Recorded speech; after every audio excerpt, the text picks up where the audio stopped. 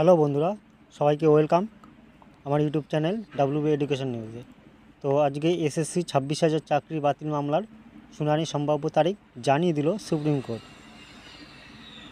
নিয়োগ দুর্নীতি সহ একাধিক অভিযোগে সোমবার 2016 সালের নিয়োগের পুরো প্যানেল বাতিল করেছে কলকাতা হাইকোর্ট।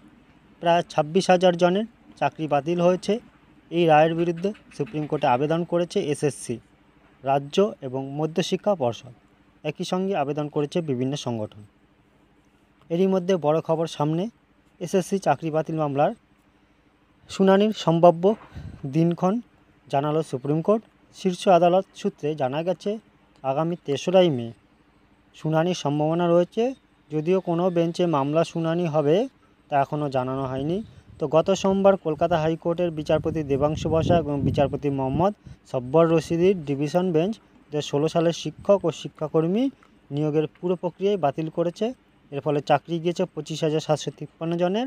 যারা মেয়াদ উত্তীর্ণ প্যানেলে চাকরি পেয়েছিলেন, যারা সাদা খাতা জমা দিয়ে চাকরি পেয়েছিলেন, তাদের বেতন ফেরত দেওয়ার নির্দেশ দেওয়া হয়। 4 সপ্তাহের মধ্যে 12% হারে সুদ সহ বেতন ফেরত দিতে নির্দেশ দিয়েছে স্পেশাল ডিভিশন বেঞ্চ। তো স্কুল সার্ভিস কমিশনের নিয়োগ দুর্নীতি মামলার সোমবার 2016 সালের নিয়োগ প্রক্রিয়া বাতিল ঘোষণা করেছে কলকাতা হাইকোর্ট। বিচারপতি দেবাংশু বসাক এবং বিচারপতি মোহাম্মদ সব্বর রশিদির ডিভিশন বেঞ্চ জানিয়েছে 25,753 জনের চাকরি বাতিল করা হচ্ছে। যারা মেয়াদ উত্তীর্ণ প্যানেল থেকে চাকরি পেয়েছিলেন, যারা সাদা খাতা জমা দিয়ে চাকরি পেয়েছিলেন, তাদের সম্পূর্ণ বেতন ফেরত দিতে হবে। তো বছরে 12% হারে সুদসহ ওই বেতন ফেরত দিতে হবে। আর এর পরবর্তী যে নেক্সট হাইকোর্টের যে সুপ্রিম কোর্টের যে শুনানি, সেটা হচ্ছে 3রা মে। তো এরপরে যদি কোনো আপডেট থাকে সেটা তোমাদের জানিয়ে দেবো। Thank you.